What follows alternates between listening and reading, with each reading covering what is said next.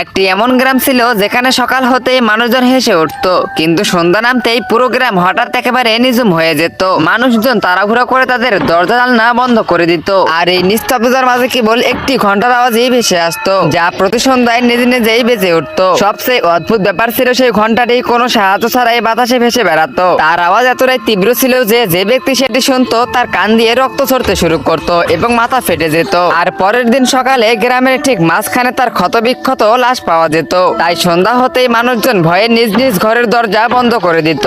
আর ঠিক সেই গ্রামেই থাকতো ঠুংঠুং। ঠুংঠুং সারাদিন মাঠে কঠোর পরিশ্রম করত এবং সন্ধ্যা নামার আগেই বাড়ি ফিরে আসতো। কিন্তু ঠুংঠুং এর মাথায় সারাক্ষণ একটি প্রশ্ন ঘুরপাক খেত, যদি ঘন্টাটি বাতাসে ভেসে বেড়ায় তবে তার পেছনের অদৃশ্য শক্তিটি কি এবং তার রহস্যটাই বা কি। একদিন সন্ধ্যায় ঠুংঠুং নিজের ভাবনায় এতটাই মশগুল হয়ে পড়েছিল যে সে টেরই পায়নি কখন সন্ধ্যা 7টা বেজে গেছে। সচেতন হতে সে দ্রুত বাড়ির দিকে রওনা দিল, কিন্তু গ্রামে পা রাখতে সে দেখলো সেই ঘন্টাটি বাতাসে ভেসে সোজা তার দিকেই আসতেছে। এটি দেখে ঠুংঠুং ভীষণ ঘাবড়ে গেল। ঠিক তখনই ঘন্টাটি ভাসতে ভাসতে তার একেবারে কাছে এসে থেমে গেল এবং প্রচন্ড শব্দে বাজতে শুরু করলো। আর আওয়াজ এতটাই তীব্র ছিল যে পুরো গ্রাম কেঁপে উঠলো। কিন্তু ঠুংঠুং এর সেই আওয়াজে কিচ্ছু হলো না, কারণ সে জন্ম থেকেই বয়রা ছিল। কিন্তু সে মানুষের ঠোঁট নাড়ানো দেখেই কথা বুঝতে পারতো। আর তখনই হঠাৎ করে ঘন্টাটি বাজা বন্ধ হয়ে গেল এবং সেটার ভিতর থেকে একটি ছোট্ট বাচ্চার আত্মা বের হয়ে এলো। গাইস, আমি ইদানিং শুনতেছি যে ফ্রি ফায়ার থেকে নাকি পাবজি প্লেয়াররা অনেক বেশি বেড়ে গেছে। তো আজকে আমি এটাই দেখবো।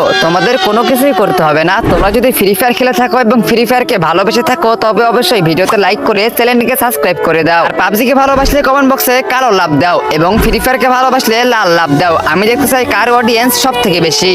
সেই আত্মাটির চেহারা ছিল একদম ফ্যাকাশে আর সাদা এবং চোখ দুটো জল জল করতেছিল। ঠুংঠুং ভয় পাওয়ার বদলে খুব মায়া নিয়ে জিজ্ঞেস করলো, তুমি তো একটি নিষ্পাপ শিশু, তাহলে প্রতি সন্ধ্যায় এই ঘন্টার মাধ্যমে মানুষকে কেন মৃত্যু বিলিয়ে বেড়াও? এই কথা শুনতেই আত্মার চোখ দিয়ে পানি পড়তে শুরু করলো এবং সে বলল, আমার নাম ছুটকি, আমি এই গ্রামেই থাকতাম। এক সন্ধ্যায় আমি দেখি আমার বাবা আমার মাকে কুঠার দিয়ে কেটে ফেলেছে, কারণ সে আমার মাকে নয় বরং অন্য একটি মহিলাকে ভালোবাসতো। এটা দেখে আমি ভয়ে জমে গিয়েছিলাম, কিন্তু আমার বাবা আমাকে দেখে ফেলে এবং আমাকেও গ্রামের বাইরে সে জন্মানোহীন কুয়ে জ্যান্ত ফেলে দেয়। আর আমার খেলার ঘন্টাটিও আমার উপরে ছড়ে মারে। মরার সময় আমার সে চিৎকারটি ওই ঘন্টার ভিতরে বন্দী হয়ে যায়। তারপর থেকে আমার আত্মা শুধু আমার বাবার উপরে প্রতিশোধ নিতে চায়। কিন্তু এই ঘন্টার আওয়াজ এতটাই তীব্র যে আমি না চাওয়া সত্ত্বেও সাধারণ নিরপরাধ মানুষ মারা যাচ্ছে। ঠুংঠুং যখন ছুটকির ঠোঁট দেখে এসব কথা জানতে পারলো তখন রাগে তার রক্ত টকবক করে উঠলো। সে ছুটকিকে বলল, আমি তোমাকে তোমার প্রতিশোধ এনে দেব। পরের দিন সন্ধ্যায় ঠুংঠুং গোপনে ছুটকির সেই নিষ্ঠুর বাবার বাড়ির চারিদিকে পেট্রোল ছিটিয়ে দিল।